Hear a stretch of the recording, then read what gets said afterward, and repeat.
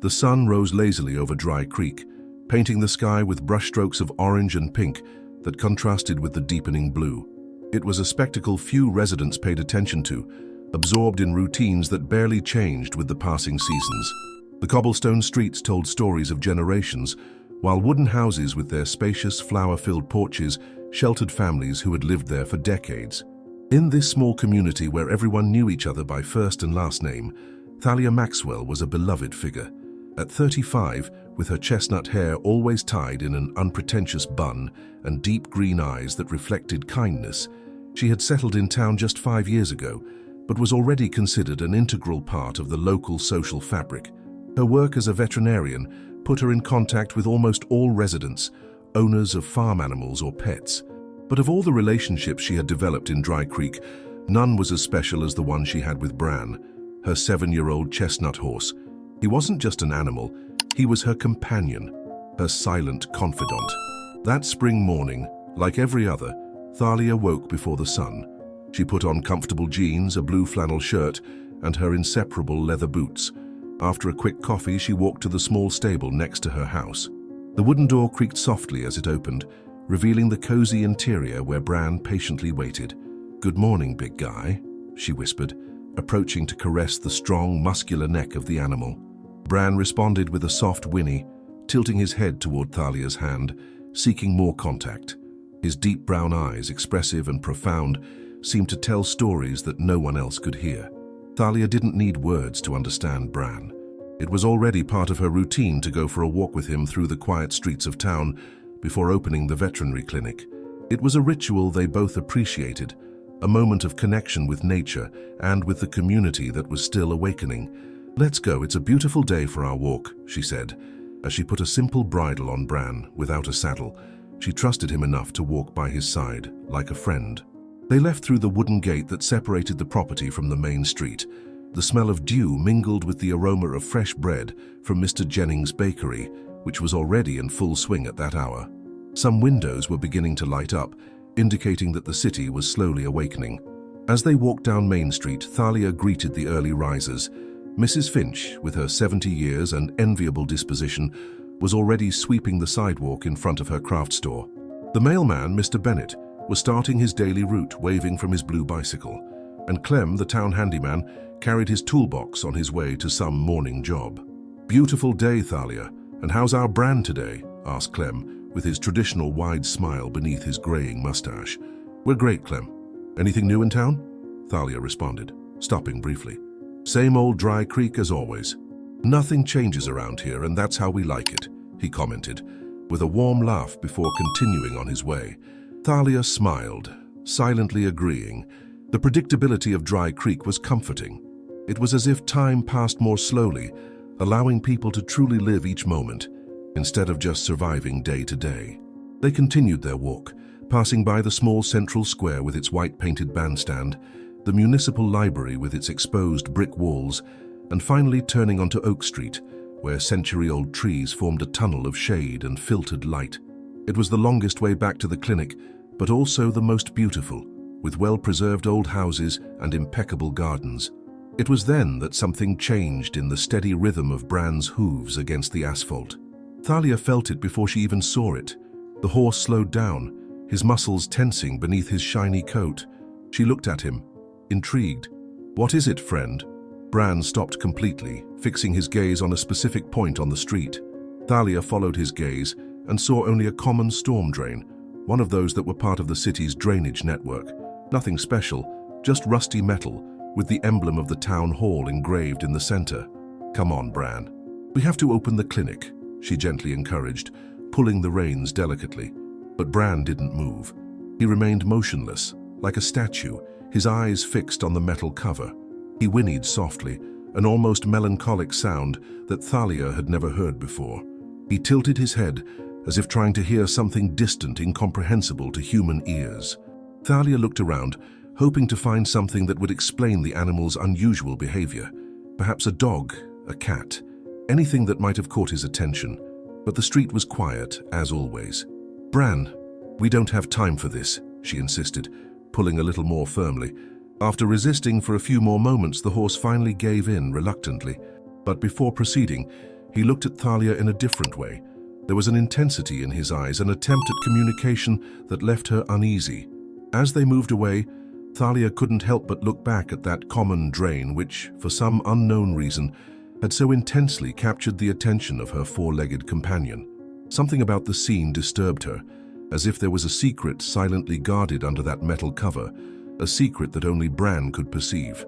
At that moment, she couldn't imagine that this would be just the first of many days when Bran's gaze would fix on that same spot, nor that this seemingly simple behavior would be the beginning of a journey that would transform not only their lives, but the entire small community of Dry Creek.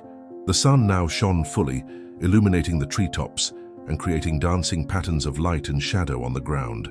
The town had completely awakened, with people coming and going, greeting each other, living their everyday lives.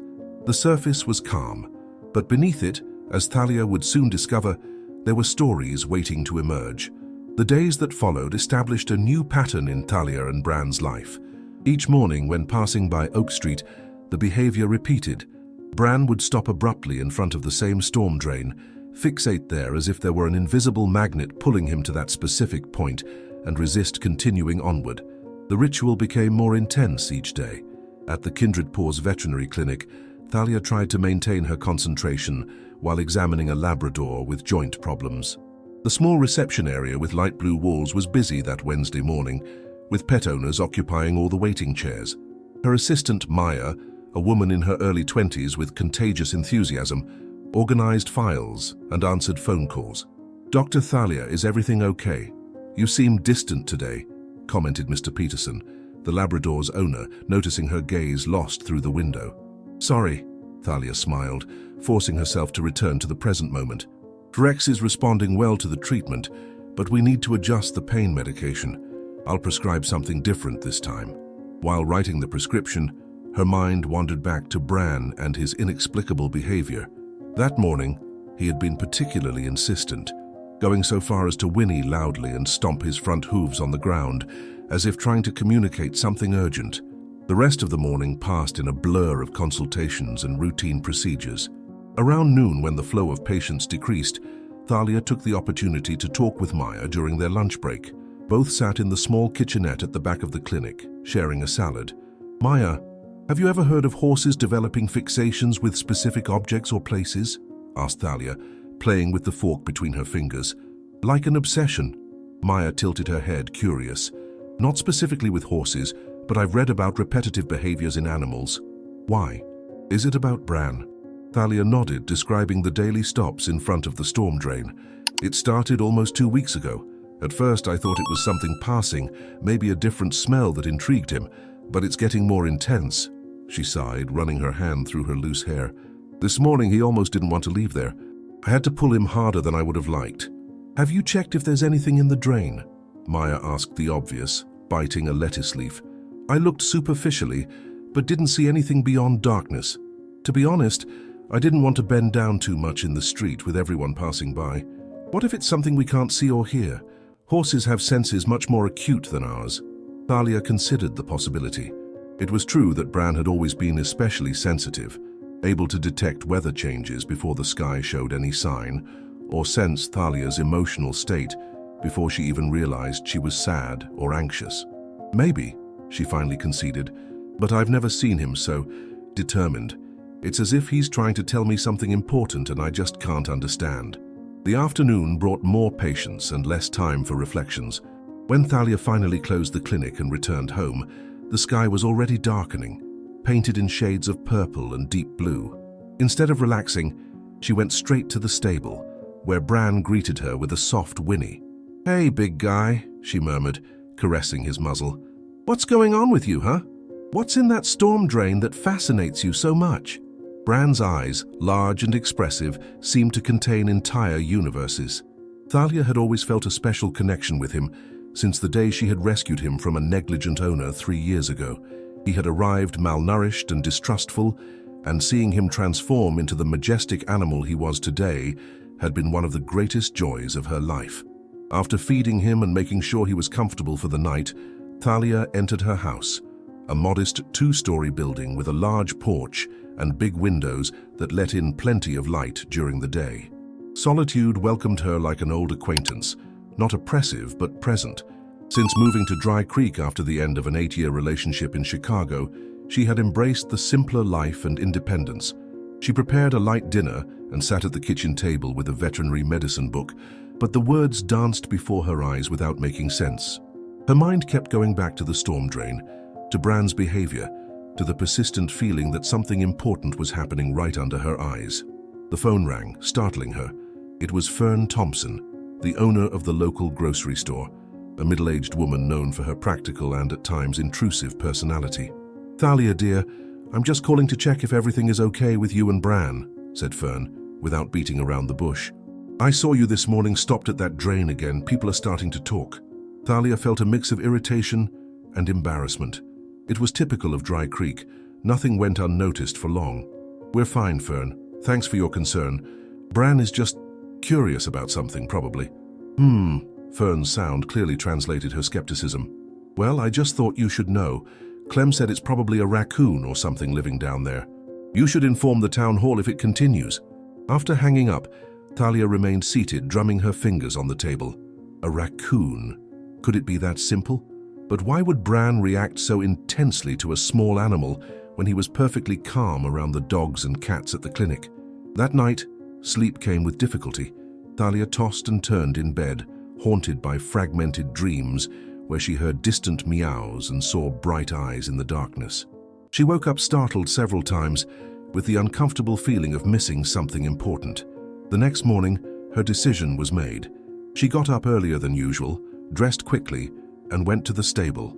Bran was already alert, as if he too had slept restlessly. "Today we're going to solve this," she said with determination, as she prepared him for the morning walk. "We're going to find out what's in that storm drain that bothers you so much." The sky still maintained a grayish coloration when they left. The streets were practically deserted, exactly as Thalia wanted. They walked at an accelerated pace to Oak Street. When they approached the location, she felt Bran tense under her hands, his stride becoming shorter and hesitant. And there was the storm drain, simple and common in the weak morning light. This time, when Bran stopped, Thalia didn't try to pull him. Instead, she tied the reins to a nearby post and approached the drain. She knelt on the asphalt, feeling the morning moisture penetrate through the fabric of her jeans. The metal cover was heavy and firmly fitted, as expected. There were small openings, part of the drainage system, but not large enough to clearly see the interior. Thalia brought her face closer, trying to see through the gaps. The darkness was almost complete. "What are you seeing that I can't, huh?" she murmured. Bran whinnied softly as if responding. His eyes remained fixed on the drain, and he occasionally pawed the ground, impatient. Thalia tried to hear some sound, a movement of water perhaps, or the noise of some small animal. For a moment she thought she heard something, a sound so light it could be imagination. She sharpened her ears. There it was again, an almost imperceptible noise like a meow. So weak it seemed more like a sigh. Her heart accelerated. Could it be possible? She moved even closer, calling softly, "Hello? Is anyone down there?" Silence. And then, again, the faint sound that she was now almost certain was a kitten's meow.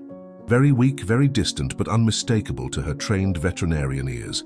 Thalia rose quickly, her heart hammering against her chest. She looked at Bran, who was watching her with what seemed to be a mixture of relief and urgency. "You knew all along, didn't you?" she whispered, a wave of emotion taking over her. "You were trying to tell me there was someone needing help."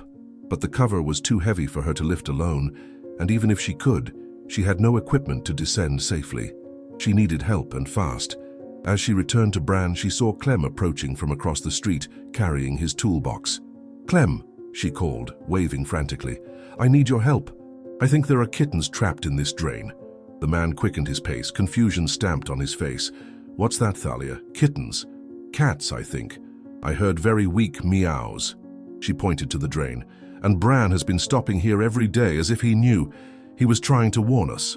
Clem looked skeptically from the drain to the horse, scratching his graying beard. "Well, I don't know. But if you think you heard something—" He crouched down, pressing his ear against one of the openings. After a few moments, his eyes widened. "Well, you're right. There is something down there, yes." Thalia felt immense relief. She wasn't imagining things. "We need to lift this cover and check," she said urgently.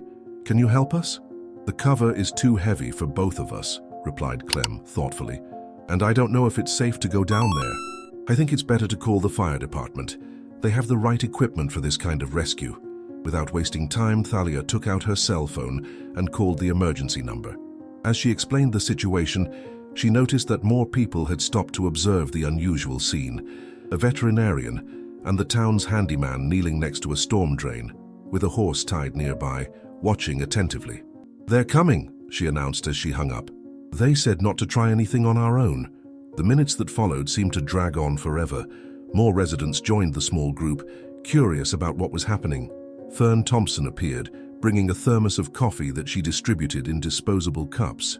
"So the horse was right after all," she commented, handing a cup to Thalia. "Who would have thought?" Thalia just nodded, keeping her eyes fixed on the drain. Concern now consumed her. How long had the kittens been down there? Would they be okay? Would they be able to get to them in time? By her side, Bran remained vigilant, as if he perfectly understood the gravity of the situation. From time to time, he inclined his head toward the drain, then looked at Thalia, in an almost human gesture of begging for action. The sound of sirens in the distance announced the arrival of the firefighters, bringing with them the hope of solving the mystery that, for 2 weeks, only Bran had been able to perceive. The mystery of the storm drain was about to be revealed, and Thalia could not imagine that that moment would mark only the beginning of a much greater transformation in her life, and that of the entire community of Dry Creek. The red fire truck turned the corner onto Oak Street, with flashing lights but no siren, creating an unusual spectacle for quiet Dry Creek. 4 uniformed men jumped from the vehicle, equipped with flashlights, ropes, and a variety of tools. Leading them was Malcolm Turner, the captain of the local fire department, a tall man in his early 40s, with grey hair at the temples and a posture that emanated calm authority. The small crowd that had formed respectfully made way. Thalia noticed that nearly 20 people now clustered around the storm drain, attracted by the unusual situation. "Dr. Maxwell," Malcolm greeted with a brief nod. They knew each other from the few veterinary emergencies that had coincided with animal rescues in the region. "Clem updated me on the radio. You believe there are kittens trapped in the drainage system?" "I'm almost certain," Thalia responded, pointing to the drain. "I heard weak meows." "And Bran—" She hesitated, suddenly feeling foolish for attributing so much importance to an animal's behavior. "My horse has been stopping here every day, insistently." To her surprise, Malcolm didn't seem to find the observation strange. He looked at Bran with genuine interest. "Animals have a perception that we humans often underestimate," he commented, approaching the horse with respect. Bran remained calm, but his eyes didn't leave the drain. "He seems quite focused." Malcolm turned to his team, who were already unloading equipment. "Let's open this cover and check. We'll need space, folks," he announced to the crowd, who stepped back a few paces, but no one seemed willing to leave and miss the conclusion of this story. 2 firefighters positioned a special tool to lift the heavy metal cover. With a snap and a creak that reverberated through the quiet street, the cover was lifted and set aside. The smell of moisture and mold rose from the dark hole, along with the fresh air that finally entered that confined space.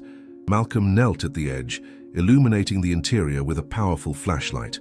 The beam of light revealed a vertical drop of approximately 6 feet, followed by a horizontal tunnel that extended in both directions, part of the town's drainage system. Stagnant water accumulated at the bottom, not very deep, but enough to be dangerous for small animals.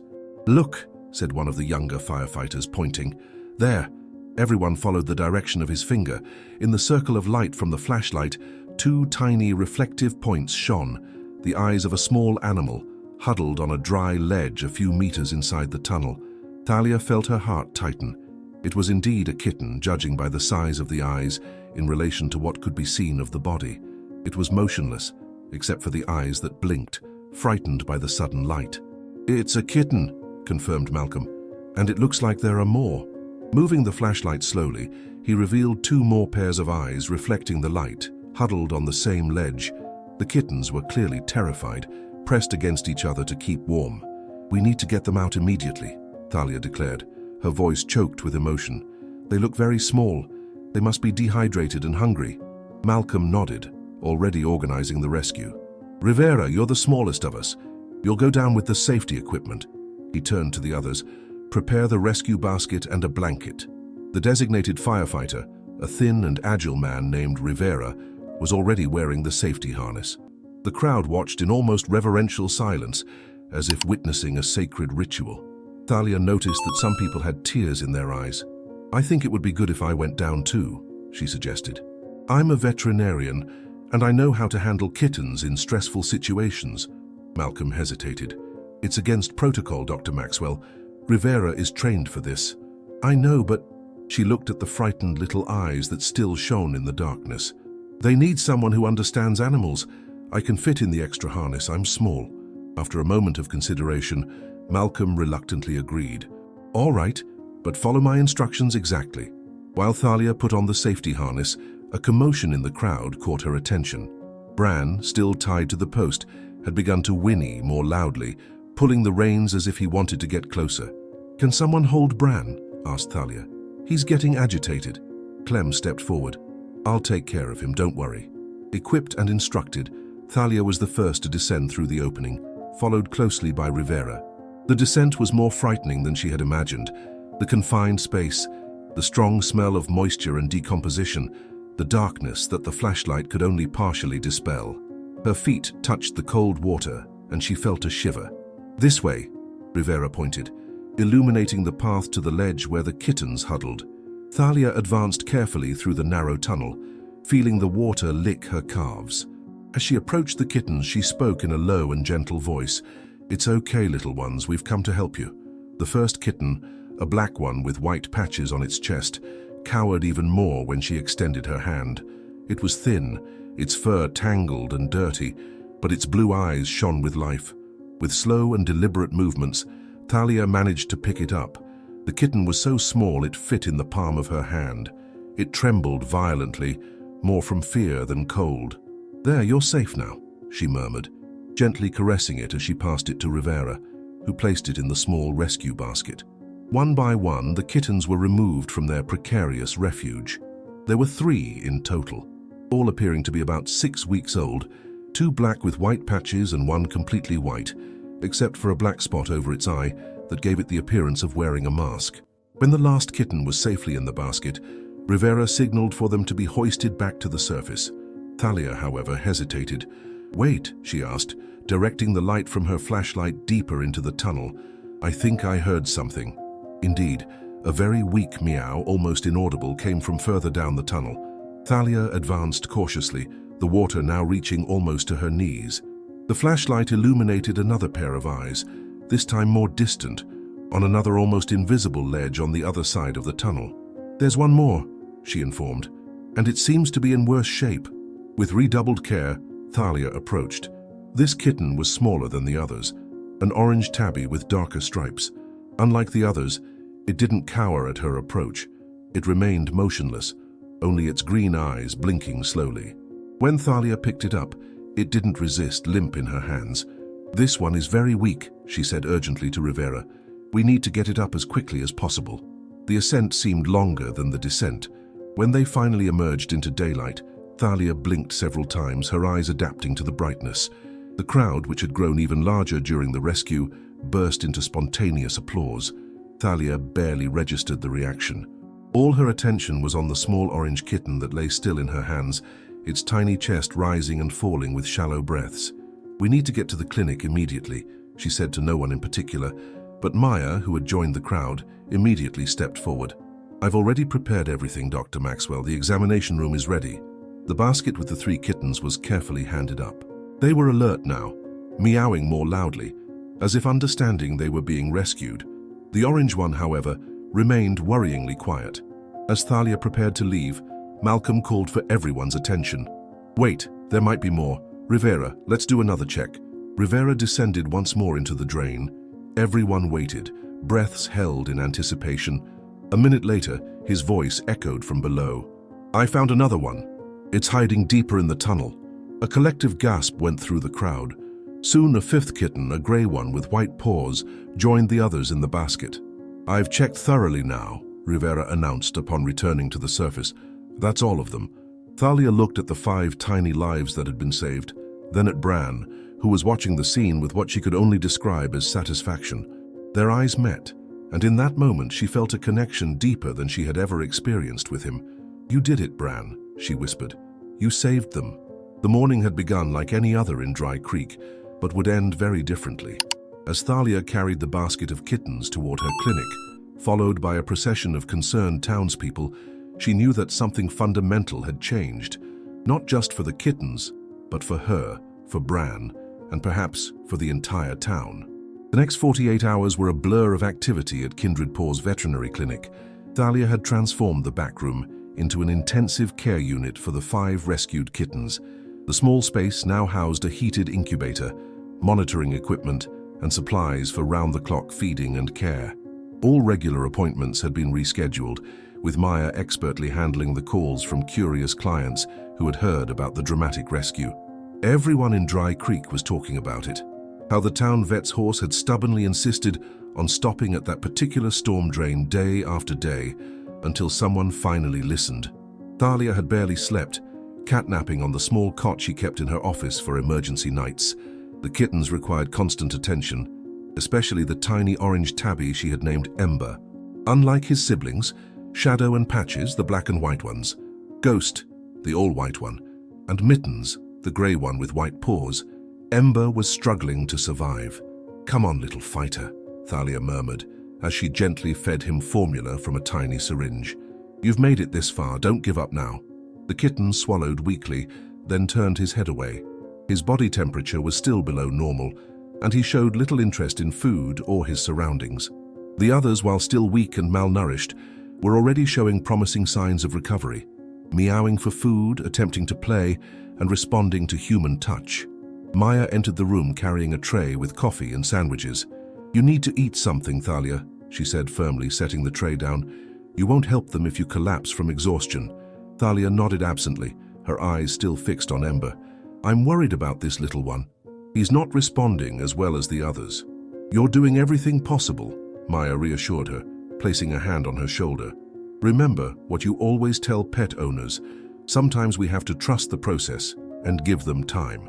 With a sigh, Thalia carefully placed Ember back in the heated incubator alongside his siblings. The contrast was stark. 4 active kittens snuggling together, and one lying apart, barely moving. As she finally took a bite of the sandwich, the bell at the front door chimed. Maya went to check, returning moments later with Fern Thompson, who carried a large wicker basket. "Just thought I'd drop by with some supplies," Fern announced, placing the basket on the counter. It contained kitten formula, soft blankets, and several handmade toys. Town's collection. Everyone wanted to help somehow. Thalia was touched by the gesture. "Thank you, Fern. This is very kind." "How are they doing?" Fern asked, trying to peek into the incubator. "4 are improving steadily," Thalia replied, her voice betraying her concern for the 5th. Fern's expression softened. "And the other one?" "Ember is fighting, but he's very weak." Fern nodded sympathetically. "Well, if anyone can pull him through, it's you, dear." She paused, then added, "You know, there's quite a story going around town about your Bran. People are saying he has a 6th sense or something." Thalia couldn't help but smile. "I don't know about a 6th sense, but he definitely knew something was wrong. I just wish I'd listened to him sooner." After Fern left, promising to spread the word about the kitten's progress, Thalia found herself alone with her thoughts and the sleeping kittens. She checked her watch. It was time to visit Bran, who had been uncharacteristically restless since the rescue. Maya had been feeding him, but Thalia hadn't been able to spend any real time with him. "I'll be back in an hour," she told Maya, who had returned to organizing supplies. "Call me immediately if there's any change with Ember." The autumn air was crisp as Thalia walked the short distance to her home. Golden leaves crunched beneath her boots, and the afternoon sun cast long shadows across the pathway. When she reached the stable, Bran greeted her with an enthusiastic whinny, pressing his nose against her shoulder as soon as she entered. "I've missed you too, big guy," she said, embracing his strong neck. "You're quite the hero in town now. Everyone's talking about how you knew those kittens were in trouble." Bran seemed to understand her words, his intelligent eyes full of warmth as she stroked his mane. For a few peaceful moments, Thalia just stood there, drawing comfort from his solid presence and steady breathing. "I'm worried about the little orange one," she confessed, as if Bran could offer advice. "He's so frail. I'm doing everything I can, but sometimes it's not enough."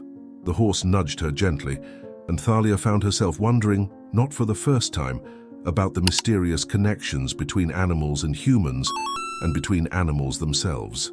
How had Bran known about the kittens? Was it simply his acute hearing or something more? Some deeper understanding that humans had lost touch with? Her cell phone's ring interrupted her thoughts. It was Maya.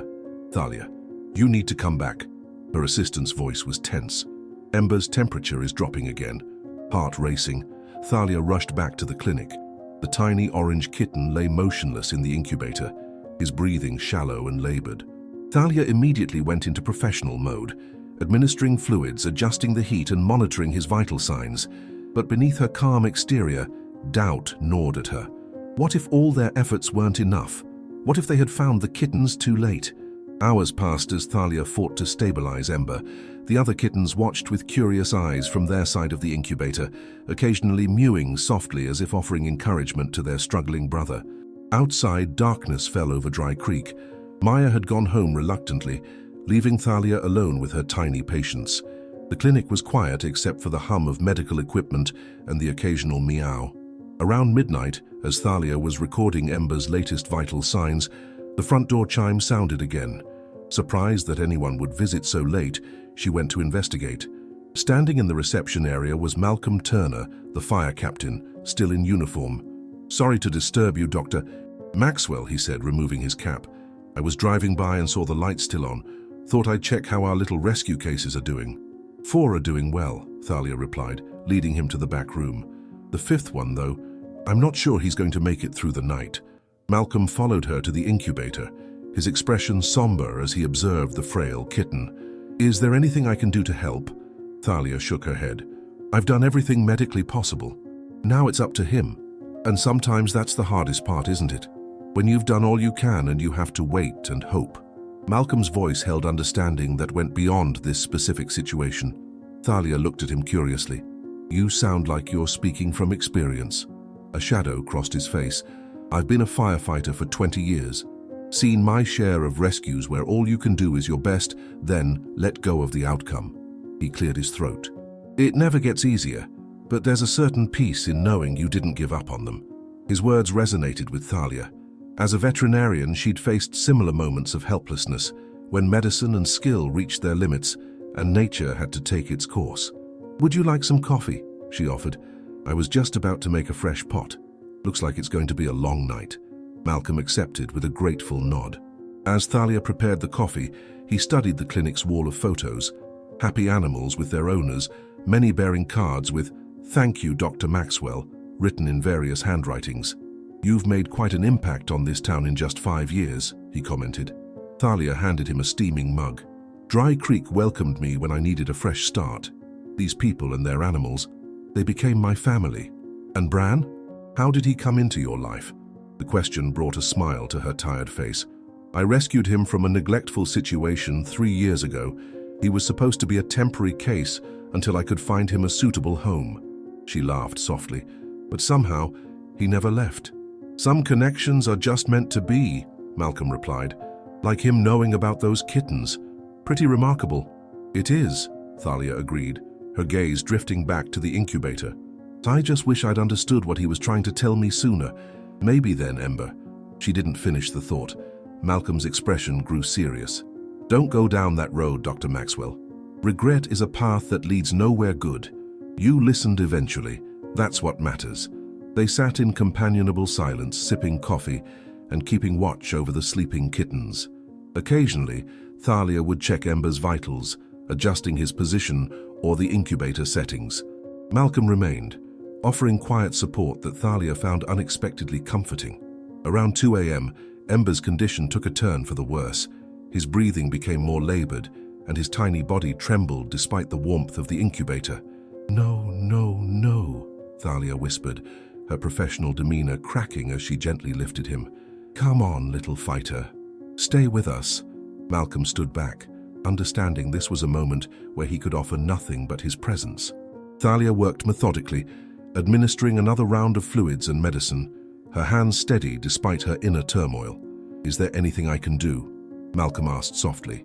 Thalia was about to shake her head when a thought struck her. "Actually, "This might sound strange, but could you drive me to my house? I want to bring Bran here." If Malcolm found the request odd, he didn't show it. "Of course. My truck's outside."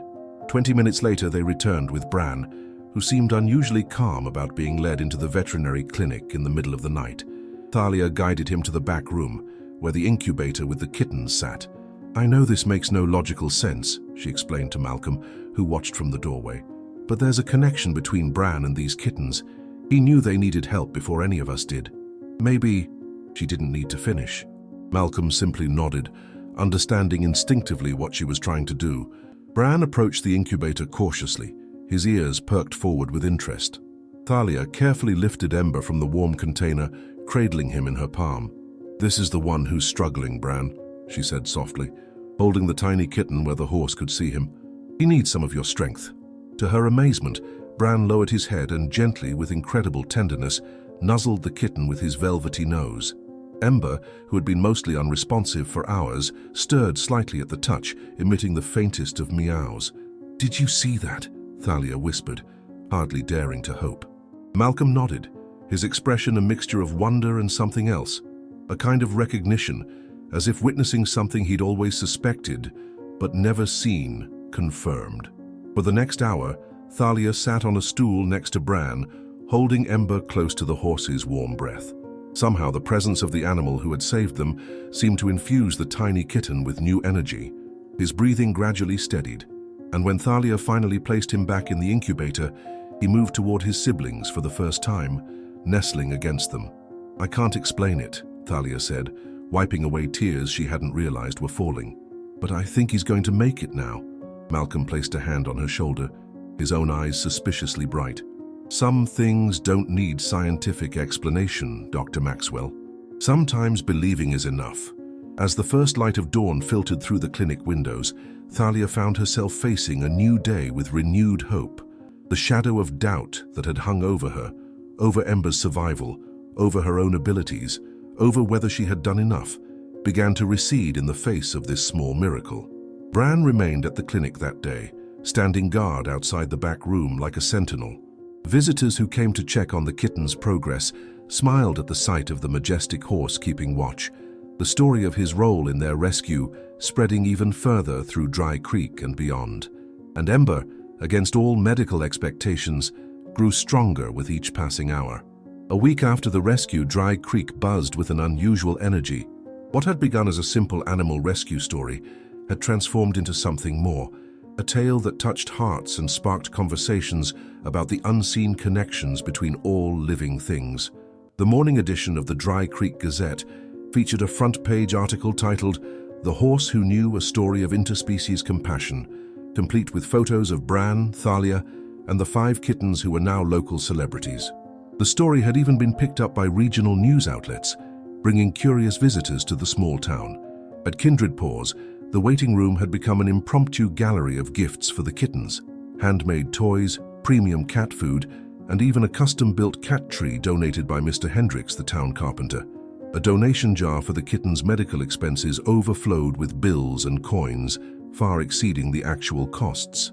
Thalia stood in the doorway of the examination room, watching Maya entertain a group of elementary school children who had come on a field trip to meet the miracle kittens. The children sat cross-legged on the floor, while 4 of the kittens playfully pounced on pieces of string and toy mice. Ember, still smaller than his siblings but remarkably improved, observed from Maya's lap, occasionally batting at a feather she dangled for him. "And that's why we should always listen when animals are trying to tell us something," Maya was explaining. "They notice things we might miss." A little girl with pigtails raised her hand.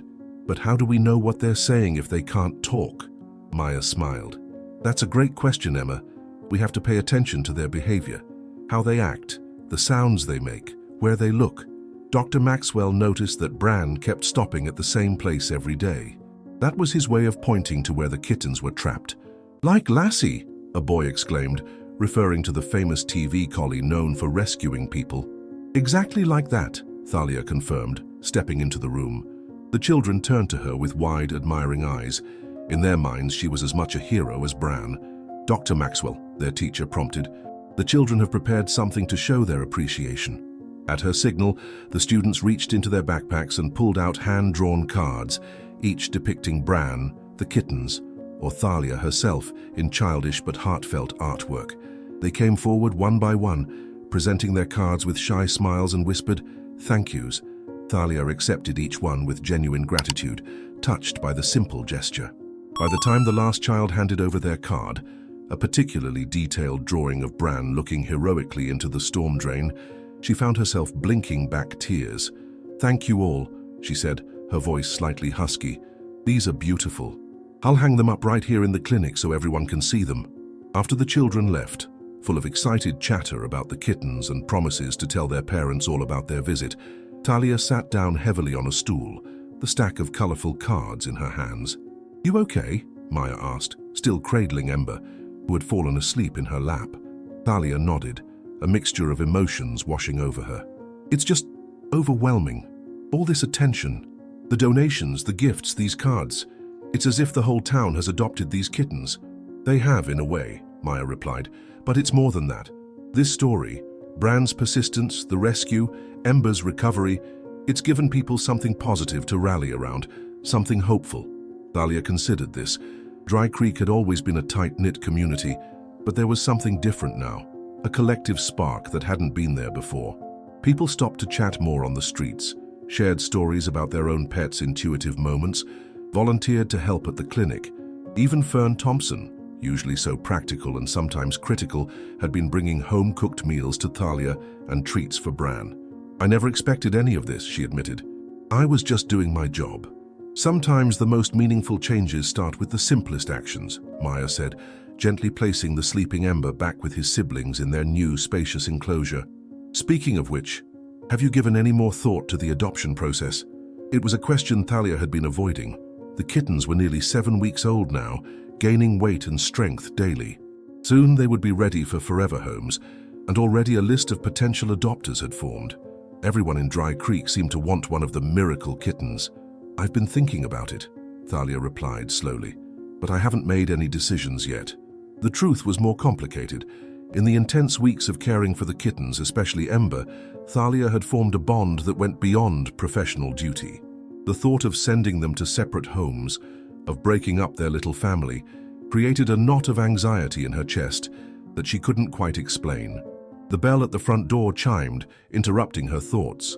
Maya went to greet the visitor, returning moments later with Malcolm Turner.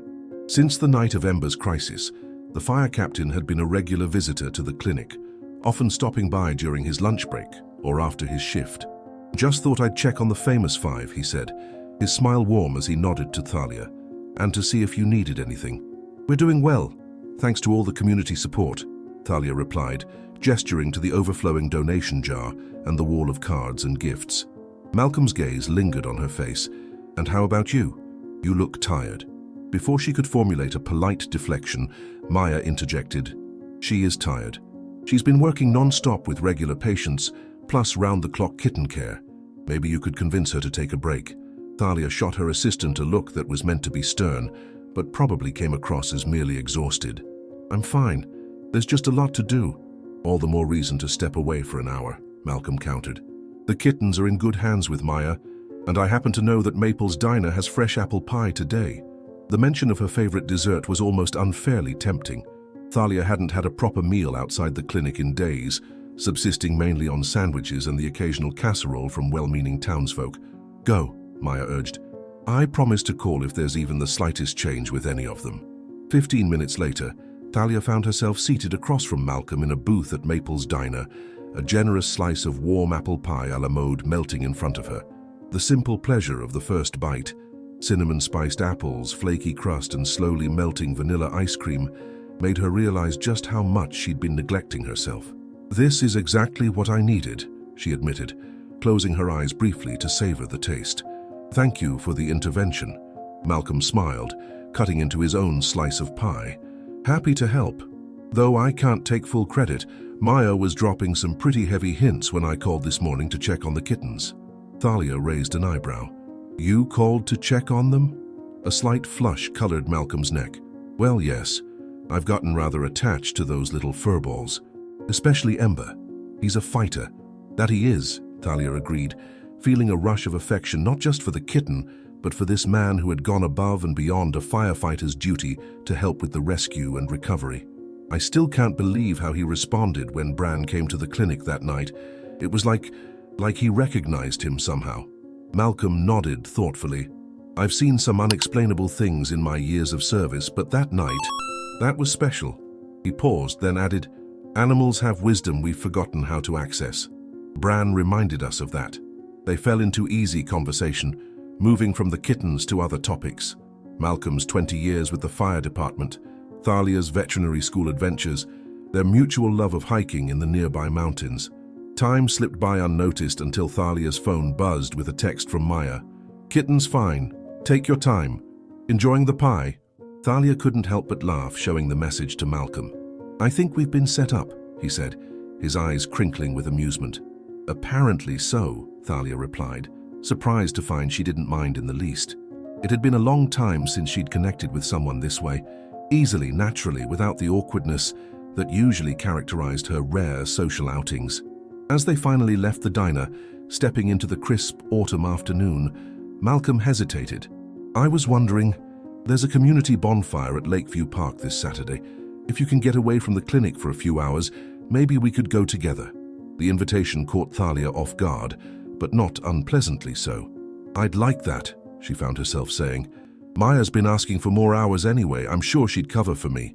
Malcolm's smile was worth any scheduling complications that might arise. Great. I'll pick you up at 7. Walking back to the clinic, Thalia realized she felt lighter somehow. The weight of responsibility and worry that had been her constant companion since the rescue hadn't disappeared, but it had shifted, making room for something new, something hopeful. When she entered the clinic, Maya looked up from the reception desk with a knowing smile. Good pie? The best, Thalia replied, unable to keep a small smile from tugging at her lips. And for the record, I know exactly what you did there. Maya's innocent expression didn't fool her for a second. I have no idea what you're talking about. Oh, by the way, Ember did something amazing while you were gone. All thoughts of pie and potential romance vanished as Thalia hurried to the kitten enclosure. Inside, 4 kittens napped in a pile of fur and paws, but Ember was awake, playing with a toy mouse, batting it energetically back and forth, behavior they hadn't seen from him before. He's been like that for the past 20 minutes, Maya said, coming to stand beside her, full of energy, just like his siblings. Thalia watched, her heart full to bursting, as the once frail kitten pounced and tumbled with newfound strength. It was another small victory in a week full of them, another sign that sometimes, against all odds, things worked out for the better. Outside the window, golden leaves danced in the autumn breeze, and the sun cast long, warm rays across Dry Creek. The town itself seemed to be waking up from a long slumber, stirred to life by the simple story of a horse who knew, a veterinarian who listened, and 5 tiny lives that now symbolized hope and possibility for an entire community. The Saturday of the community bonfire arrived with perfect fall weather, crisp air, clear skies, and just enough chill to make the prospect of a fire appealing. Thalia stood in front of her closet, experiencing an unfamiliar sensation, indecision about what to wear. It had been so long since she'd been on anything resembling a date that her wardrobe reflected her practical daily life. Jeans, flannel shirts, and comfortable sweaters dominated. After several outfit changes, she settled on dark jeans, a soft green sweater that Maya once said brought out her eyes, and leather boots. She let her hair down from its usual practical bun, the chestnut waves falling past her shoulders. A soft meow drew her attention to the bed, where Ember watched her preparations with curious eyes. After much debate, Thalia had brought him and one of his siblings, the white kitten Ghost, home for the weekend. Maya had taken the other 3, giving the clinic staff a well-deserved break from round-the-clock care. At nearly 8 weeks old, the kittens were becoming more independent, though Ember still required extra attention. What do you think? She asked the kitten, who tilted his head as if actually considering her appearance. Too casual? Not casual enough? Ember responded by pouncing on a strand of her hair that had fallen forward, making her laugh. You're right. It doesn't matter. It's just a community bonfire, not a formal event. Yet as she said this, Thalia knew it wasn't true. This evening mattered, perhaps more than she was ready to admit. In the whirlwind of the past weeks, Malcolm Turner had become a steady, calming presence in her life. stopping by the clinic with coffee when she worked late, asking thoughtful questions about the kitten's progress, sharing stories from his own day that somehow always made her laugh. A knock at the door sent the kittens scurrying under the bed. 7 o'clock, right on time. Taking a deep breath, Thalia went to answer it. Malcolm stood on her porch, looking different out of his uniform, more relaxed in jeans and a navy blue sweater, his silver-flecked hair slightly tousled by the evening breeze. He held a small bouquet of wildflowers. "These are for you," he said, offering them with a warmth in his eyes that made Thalia's heart skip. "I picked them on the way over. Hope that's not too old-fashioned." "They're beautiful," she replied, genuinely touched by the gesture. "Come in while I put them in water. I just need to check on the kittens before we go." As she arranged the flowers in a simple glass vase, Malcolm crouched down, peering under the bed where Ember and Ghost had retreated. "Hey there, little ones," he said softly. "Remember me?" To Thalia's surprise, Ember emerged from hiding, approaching Malcolm with cautious curiosity. The kitten sniffed his extended hand, then, apparently approving of what he found, rubbed his head against Malcolm's fingers. "Well, look at that," Thalia said, watching the interaction with a smile. "Ember's usually shy around new people." Malcolm gently scratched under the kitten's chin, eliciting a rumbling purr. "We've met before, though, during some pretty important moments." He looked up at Thalia. "He's come a long way from that night in the clinic." "They all have," she agreed, checking the kitten's food and water one last time. "But Ember, he's special." On the drive to Lakeview Park, Thalia found herself relaxing into easy conversation with Malcolm. They passed familiar landmarks: the town square where a farmer's market was just packing up, the library where book club members carried armfuls of new reads, Maple's diner with its windows glowing warm and inviting. "Dry Creek looks different at dusk," Thalia observed. "More, I don't know, magical somehow." Malcolm nodded. "That's when the town really shows its character. Not in the busy daylight hours, but in these in-between moments, dawn and dusk, when things slow down and you can see what matters." His observation struck Thalia as profoundly true, not just about the town, but about life itself. The important things often revealed themselves in quiet moments, in pauses between the rush of everyday responsibilities. Lakeview Park lived up to its name, nestled against the shores of the small lake that bordered the eastern edge of Dry Creek. As they parked and walked toward the gathering, Thalia could see the bonfire already blazing, its flames reflecting on the still water. Dozens of townspeople milled about, some roasting marshmallows, others chatting in small groups, or dancing to the folk music played by a local band set up under strings of lights. "Dr. Maxwell, Captain Turner," Mayor Johnson called out, waving them over. "So glad you could join us tonight." The mayor, a jovial man in his 60s with an impressive white mustache, pumped Malcolm's hand enthusiastically before turning to Thalia. "The woman of the hour. Those kittens of yours are the talk of the town. And that horse, remarkable creature, truly remarkable." Before Thalia could respond, they were surrounded by well-wishers, each eager to ask about the kittens or share theories about Bran's unusual behavior. She answered politely, but felt a growing discomfort with being the center of attention. Sensing her unease, Malcolm gently guided her away from the crowd. "Let's get something to drink and find a quieter spot." They collected cups of hot cider from a refreshment table and made their way to a more secluded area near the lakeshore, where several logs had been positioned as seating. The bonfire's warmth reached them even at this distance, and the music provided a pleasant backdrop without overwhelming conversation. "Thank you," Thalia said, settling onto a log. "I'm not used to being something of a local celebrity." Malcolm sat beside her, close enough that their shoulders almost touched. "Fame is the price of heroism," he teased, "but the attention will die down eventually. Small towns have short memories when it comes to news." "I'm not a hero," Thalia protested. "Bran is the one who knew something was wrong. All I did was finally pay attention. Sometimes that's the most heroic thing of all, truly seeing what's in front of you when everyone else walks by." Malcolm's voice held no teasing now, only sincerity. "And you didn't just notice, you acted. You called for help, you went down into that drain yourself, you've devoted weeks to nursing those kittens back to health." Thalia stared into her cider, unaccustomed to such direct praise. Anyone would have done the same. But they didn't. "You did." She looked up then, meeting his gaze, and something shifted between them. A recognition of shared values, of mutual respect that went beyond casual friendship. The moment was interrupted by the mayor's voice over a portable microphone announcing the evening's traditional storytelling session. And to kick things off, I'd like to invite Dr. Maxwell to share the story we've all been talking about, how her horse Bran saved the day. A spotlight suddenly illuminated where they sat, and Thalia froze, her eyes wide with alarm.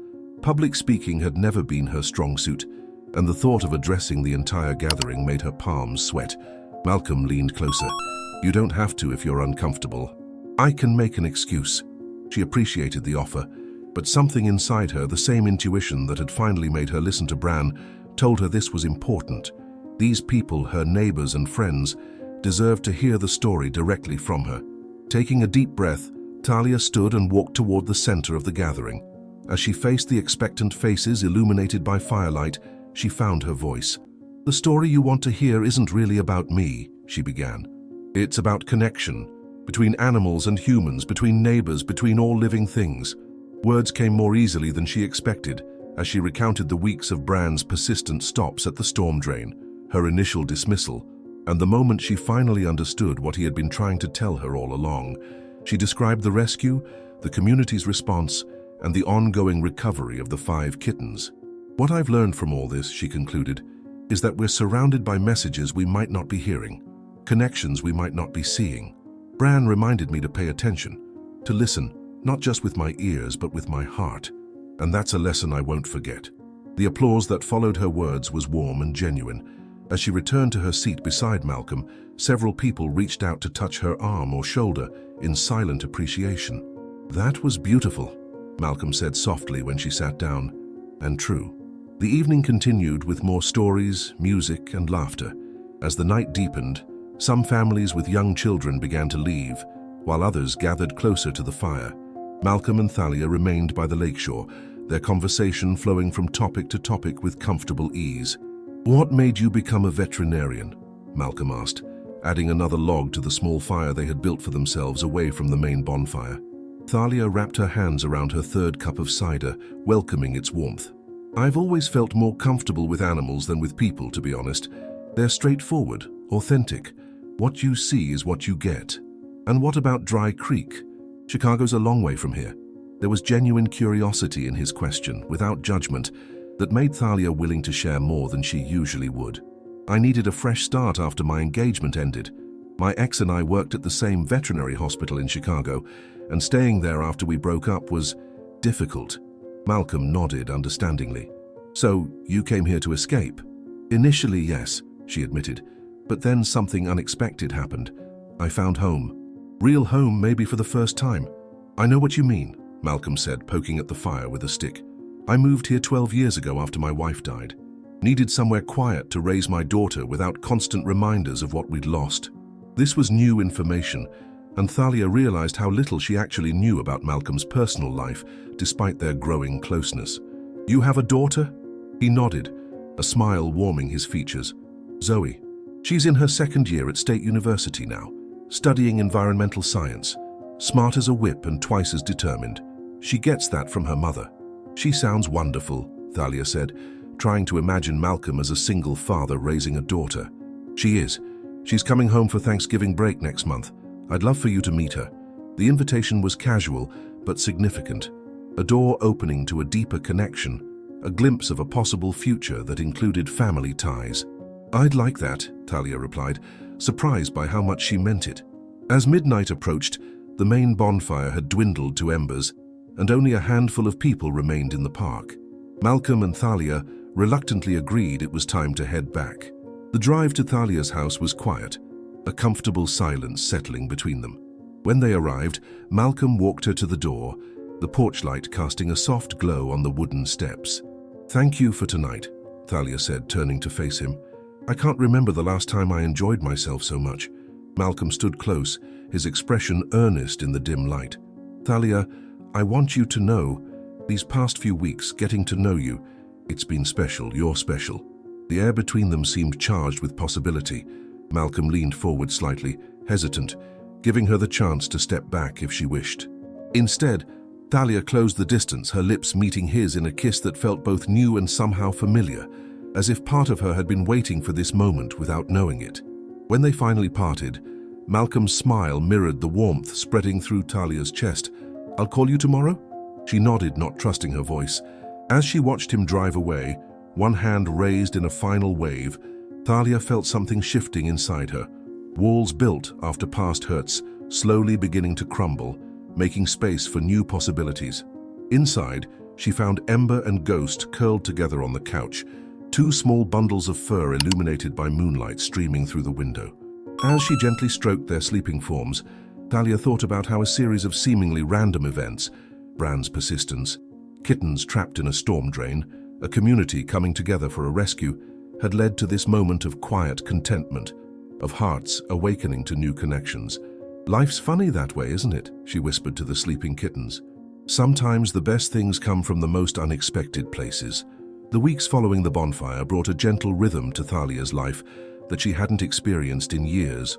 Mornings began with Bran's usual walk, now often accompanied by one or more of the kittens, tucked securely in a special carrier attached to his saddle. The townspeople had grown accustomed to this unusual procession, waving and smiling as they passed. At the clinic, business flourished, with new clients coming from neighboring towns who had heard the story of the rescue. Maya had been promoted to full-time veterinary technician, her natural affinity with animals and steady presence proving invaluable during busy days. And then there was Malcolm. Their relationship had blossomed naturally, with dinner dates, long walks by the lake, and quiet evenings at Thalia's house, often spent with the kittens climbing over them as they talked about everything and nothing. For the first time since moving to Dry Creek, Thalia felt truly connected, not just to Malcolm but to the community, to a future full of possibility. The kittens, now 12 weeks old, had grown into playful, healthy cats with distinct personalities.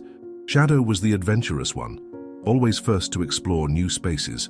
Patches preferred human company, following Thalia from room to room like a small shadow. Ghost lived up to his name, quiet and somewhat mysterious, appearing unexpectedly in places you wouldn't think a cat could reach. Mittens was the peacemaker, intervening when play became too rough. And Ember, the smallest but most determined, had developed a special bond with Bran. Whenever the horse was in the stable, the little orange tabby could be found nearby, either watching from a safe perch or, on braver days, actually riding on Bran's broad back as he grazed in the paddock, a sight that had become something of a local attraction. One crisp November morning, Thalia sat at her kitchen table with coffee and adoption paperwork spread before her. The kittens would soon be ready for permanent homes, and despite numerous applications from hopeful families, she had been procrastinating on making final decisions. "It shouldn't be this hard," she muttered to herself as Ember weaved between the papers, leaving tiny paw prints on some of the forms. "They need good homes, that's what's important." The doorbell rang, providing a welcome distraction. Thalia opened the door to find Fern Thompson holding a covered dish, her expression unusually somber. "Morning, dear. Brought you some of my apple cranberry cobbler," Fern said, handing over the still warm dish. "Thought you might need something sweet today, what with the news and all." Thalia accepted the cobbler with confusion. "News? What news?" Fern's eyes widened. "Oh, you haven't heard. I assumed since you and the captain are... Well," she shifted uncomfortably. "Maybe you should talk to him first." Now thoroughly concerned, Thalia invited Fern in. "Please, just tell me what's going on."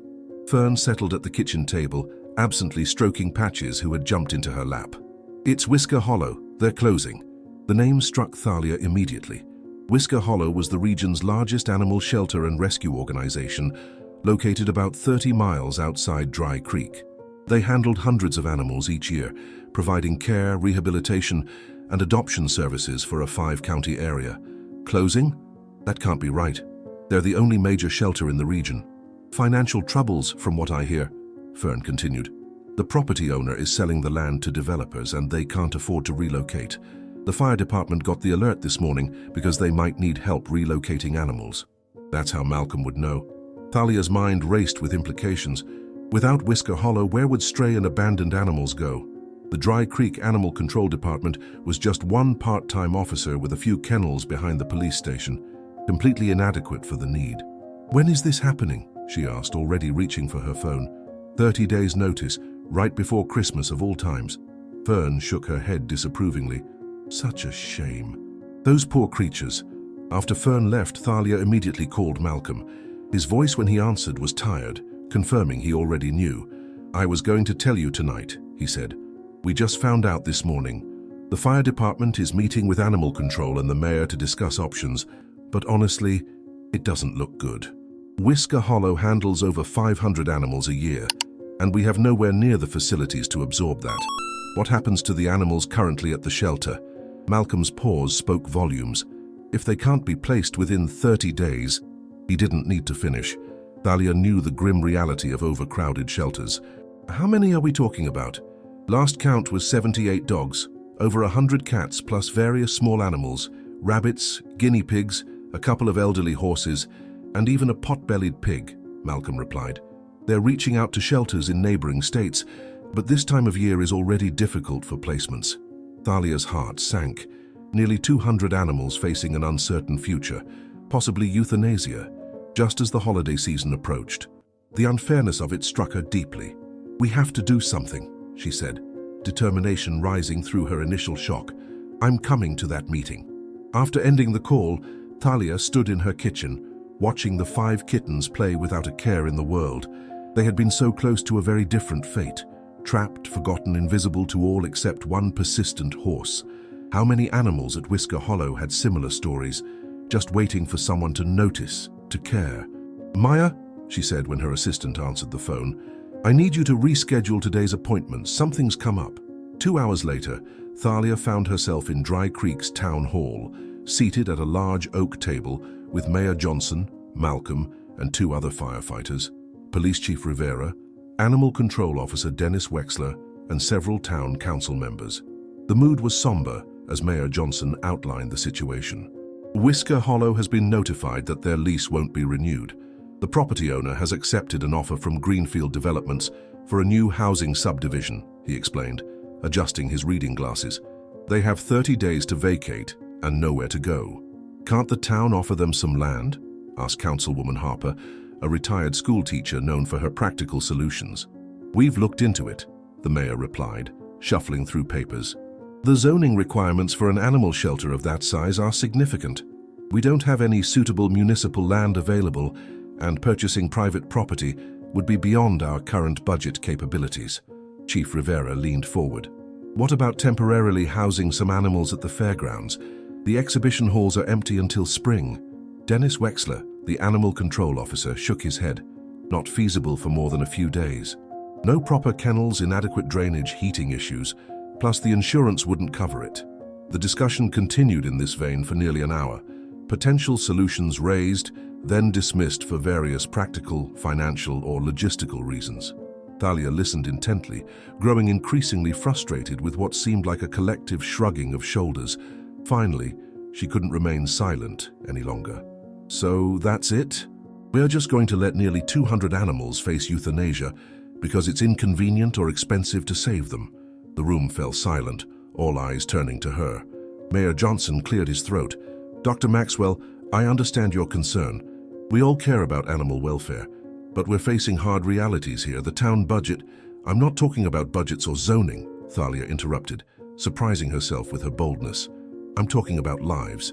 About doing what's right even when it's difficult." Malcolm gave her an encouraging nod, his eyes reflecting her own determination. "What do you propose, Dr. Maxwell?" asked Councilwoman Harper, genuine interest in her voice. Thalia took a deep breath. She hadn't come with a fully formed plan, but as she spoke, ideas began to crystallize. A community solution. Dry Creek saved 5 kittens from a storm drain, and look how everyone rallied around that cause. This is bigger, yes, but the principle is the same. She stood up, energy propelling her to her feet. "We need foster homes, temporary placements until permanent solutions can be found. We need donations of supplies, food, medications. We need volunteers for daily care and transport. We need everyone to contribute what they can." "That's a nice sentiment," said Councilman Peters skeptically. "But coordinating something of that scale would be a logistical nightmare. Who would organize it all? Where would the animals be housed until foster placements are found?" Thalia hesitated only briefly before the answer came to her. "I will, and they can come to my property." The room erupted in surprised murmurs. Malcolm looked at her with a mixture of admiration and concern. "Thalia, he said quietly. "Your house and clinic aren't equipped for that many animals." "The barn is," she replied, a plan forming more clearly now. "It's large, structurally sound, has water and electricity. We could convert it quickly with enough volunteers. It wouldn't be perfect, but it would be shelter." Mayor Johnson removed his glasses, rubbing the bridge of his nose. "This is a very generous offer, Dr. Maxwell, but there are regulations, permits, which could be expedited in an emergency situation," Councilwoman Harper interjected. "And I would consider this an emergency." Slowly, the mood in the room began to shift from resignation to cautious possibility. Questions turned from "can we" to "how could we?" Chief Rivera offered police department assistance with transportation. Malcolm and the fire department volunteered to help modify the barn for safe animal housing. Dennis Wexler agreed to coordinate with Whisker Hollow's staff to identify the animals most in need of immediate placement. By the meeting's end, the outlines of a plan had formed, imperfect, challenging, but possible. The mayor agreed to announce a town hall meeting for the following evening to present the situation to the community and call for volunteers. As they left the building, Malcolm pulled Thalia aside. "Are you sure about this? It's a huge undertaking." Thalia looked up at the clear November sky, feeling both terrified and exhilarated by what she had just committed to. "No, I'm not sure, but I am certain it's the right thing to do." He took her hand, squeezing it gently. "Then I'm with you every step of the way." The next 24 hours passed in a blur of activity.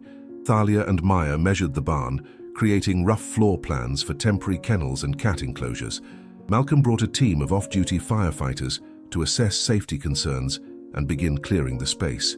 Word spread through town even before the official announcement, and by afternoon, neighbors were arriving with tools, lumber, and offers of help. When the town hall meeting convened the following evening, the community center was packed beyond capacity, with people standing along the walls and spilling out into the hallway. Mayor Johnson, seeing the turnout, moved the meeting to the high school gymnasium, where folding chairs were hastily arranged to accommodate the crowd. Standing at the microphone, looking out at hundreds of expectant faces, Thalia felt a moment of panic. Who was she to organize something of this magnitude? Then her eyes found Malcolm in the front row, his steady gaze giving her courage. Beside him sat Maya, Clem, Fern, and other familiar faces from around town, people who had already proven their capacity for kindness during the kitten rescue. Taking a deep breath, Thalia began to speak, explaining the crisis at Whisker Hollow and the plan to create a temporary sanctuary at her property. She outlined the needs: construction help, supplies, foster homes, volunteers for daily care, donations for food and medical costs, without minimizing the challenges ahead. "I know what I'm asking is enormous," she concluded, "but I also know what this community is capable of. We came together to save 5 kittens from a storm drain. Now we have the chance to save hundreds of animals who have no one else to speak for them. Will you help?" For a heartbeat, silence filled the gymnasium. Then, from the back of the room, someone stood up. Mrs. Finch, the elderly shop owner. "I can't foster or build," she called out in her wavering voice, "but I can make blankets. My sewing circle will make 100 by next week." Her offer broke the dam. Hands shot up across the room. "I have a pickup truck and free weekends. My husband and I can foster 2 dogs. We're home all day. The hardware store will donate lumber for the kennels. My restaurant can provide food for volunteers." Person after person stepped forward with offers of help, each contribution fitting into the larger puzzle like pieces that had been waiting to connect. Mayor Johnson, clearly moved by the response, pledged the town's support in expediting necessary permits and inspections. By meeting's end, clipboard sheets for various volunteer teams were filled with names, initial donations had been collected, and a sense of determined optimism filled the room. As people filed out, many stopped to speak with Thalia, offering encouragement or specific help. Malcolm found her after the crowd had thinned, wrapping her in a tight embrace. "I've never been prouder to be part of this town," he murmured against her hair. "Or more terrified," Thalia admitted with a shaky laugh. "Can we really do this?"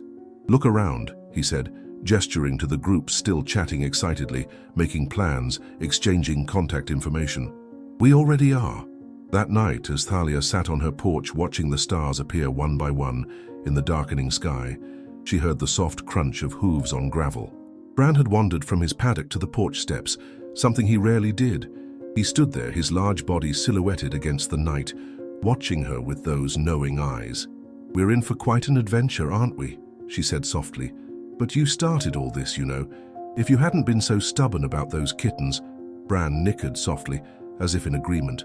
From inside the house came the sounds of the kittens playing, their lives now secure and full of promise. Somewhere in the distance, thunder rumbled. A gathering storm, yes, but one they would weather together.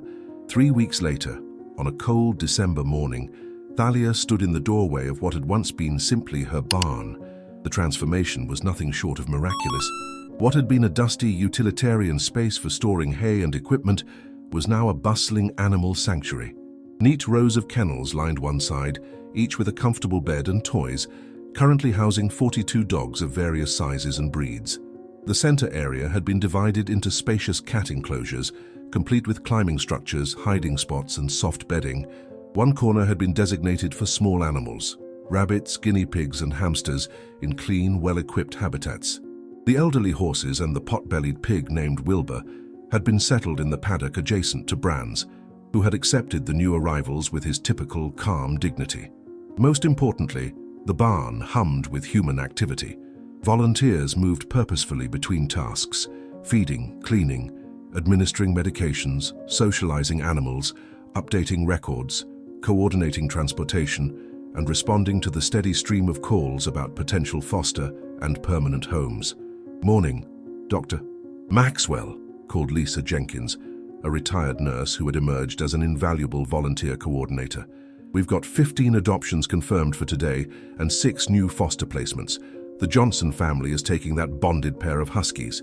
"That's wonderful news," Thalia replied, her heart lifting. Every animal placed was a victory, a life secured. "And please, for the 100th time, call me Thalia."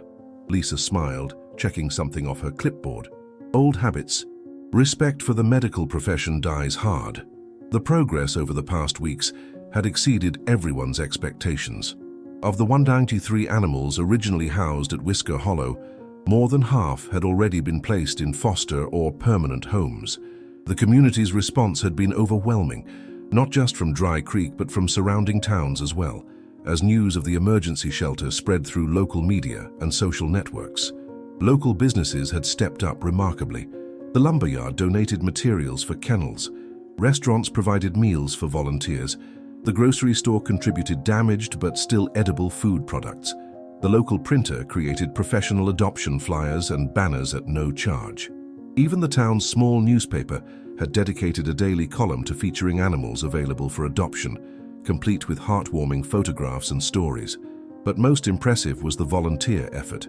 People from all walks of life, retirees, students, business owners, farmers, gave whatever time they could spare.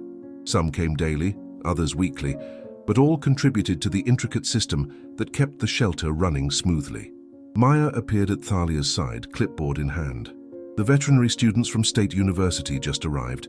They're going to help with vaccinations and health checks today." "Perfect timing," Thalia replied. "And how's our new arrival doing?" Maya's face softened. "See for yourself." She led Thalia to a quiet corner of the barn where a private kennel had been set up.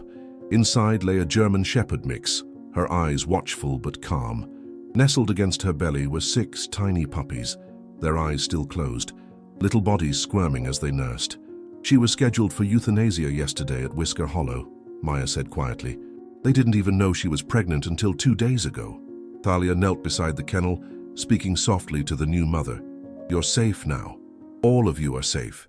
The dog's tail thumped weakly against the blanket, a tentative sign of trust. This had become the pattern of Thalia's days. Moments of heartbreak balanced by flashes of profound joy, exhaustion countered by sudden bursts of energy when a particularly challenging case showed improvement. The work was relentless, the emotional toll significant, but the reward of each life saved made it all worthwhile.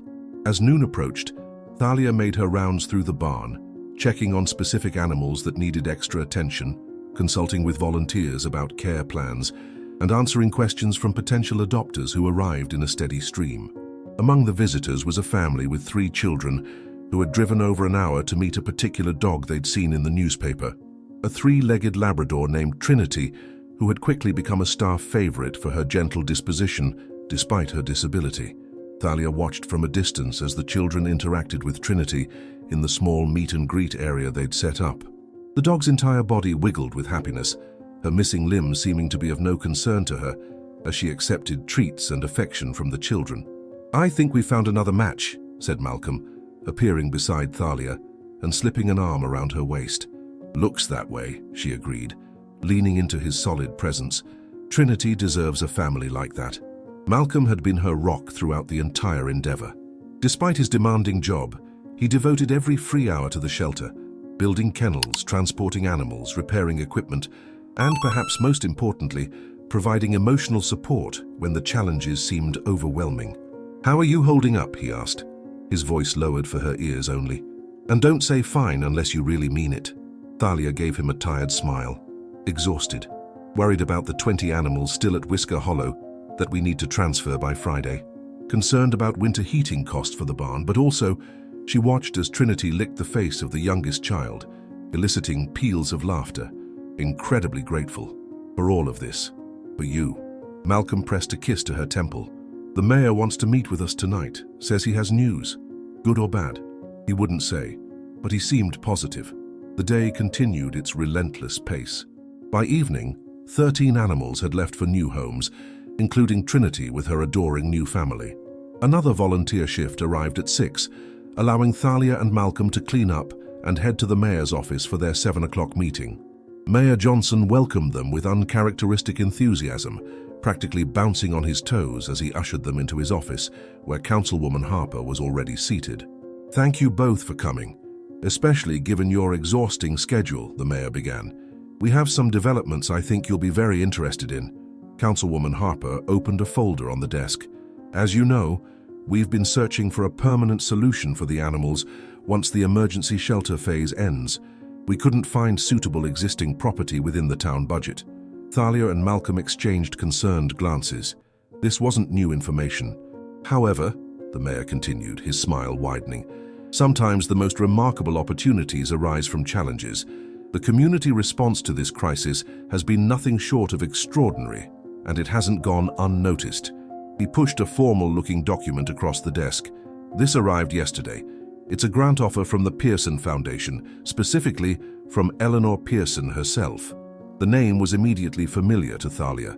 Eleanor Pearson was a wealthy philanthropist who had grown up in Dry Creek before making her fortune in pharmaceuticals.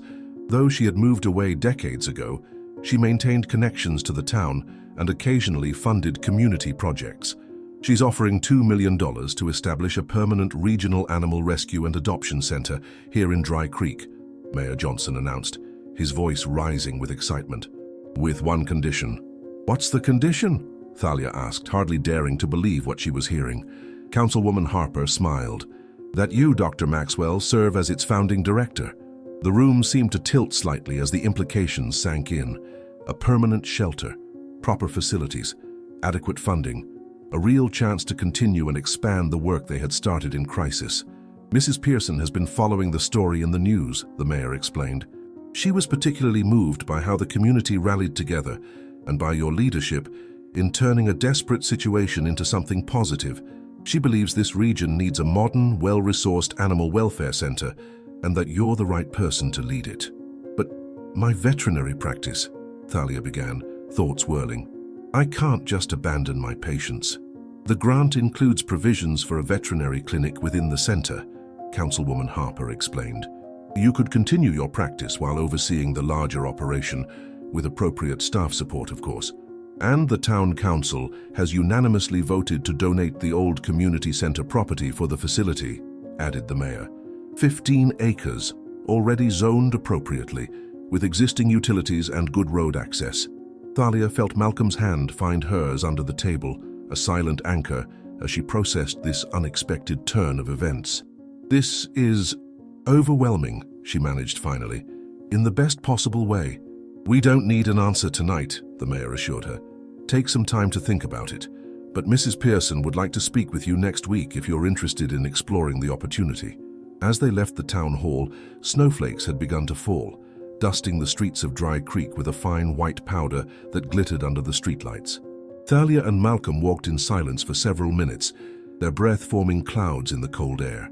"It's a lot to take in," Malcolm said finally. "How are you feeling?" Thalia stopped walking, turning to face him in the gentle snowfall. Like everything in my life has been leading to this moment somehow, like all the pieces are finally falling into place. She shook her head in wonder. A regional animal center. It would change everything. Not just for me, but for countless animals that need help. You'd be amazing at it, Malcolm said, his face sincere in the soft light. You already are. Look what you've accomplished with makeshift facilities and volunteer help. Imagine what you could do with proper resources. It would mean staying in Dry Creek permanently, Thalia said, watching his reaction carefully. Committing to this town, this community, for the long term. Malcolm's smile warmed his entire face. I can't think of anything I'd like more. The snow fell more heavily as they continued walking, choosing a longer route that took them past the town square. The holiday decorations were already up, white lights twinkling in trees, wreaths adorning lampposts, and a large Christmas tree standing proudly in the center, waiting for the upcoming lighting ceremony. This time last year I was alone in my house, wondering if moving to Dry Creek had been a mistake, Thalia mused, watching the snowflakes catch in Malcolm's hair. Now I can't imagine being anywhere else. Funny how life works out, Malcolm agreed. Sometimes the best things come from unexpected places, like kittens in a storm drain. As they approached Thalia's property, lights from the barn glowed warmly through the falling snow. Inside, volunteers would be completing evening feedings and settling the animals for the night. Beyond the barn, her house stood with windows illuminated, the 5 kittens, no longer kittens but young cats, waiting within. And in the paddock, visible as a dark silhouette against the snow-covered ground, stood Bran. His head was raised, watching their approach, with the same steady gaze that had once insisted on stopping at a storm drain day after day until someone finally paid attention. It all started with him, Thalia said softly. If Bran hadn't been so persistent, Malcolm squeezed her hand. He knew something important needed to be saved, just like you knew this emergency shelter was worth fighting for, even when it seemed impossible. Sometimes the most important thing we can do is simply pay attention to what matters and then act on it. As they reached the gate, Bran approached, his breath forming great plumes in the cold air. Thalia reached out to stroke his strong neck, feeling the steady pulse of life beneath her fingertips. "Thank you," she whispered to the horse, "for showing me what was possible." In the barn, a dog barked, the sound carrying through the snowy night, not in distress but in the particular way of a dog who hears a familiar footstep approaching. Soon other voices joined in, a chorus of animals greeting their caretakers. Thalia smiled, feeling a circle completing itself. What had begun with one horse's determined vigil at a storm drain had expanded beyond anything she could have imagined, into rescued kittens, an emergency shelter, a community united in compassion, and now, the promise of a permanent sanctuary for animals in need. As she and Malcolm walked toward the barn together, hand in hand, snowflakes swirling around them like stars falling to earth, Thalia knew with absolute certainty that she had found her true purpose.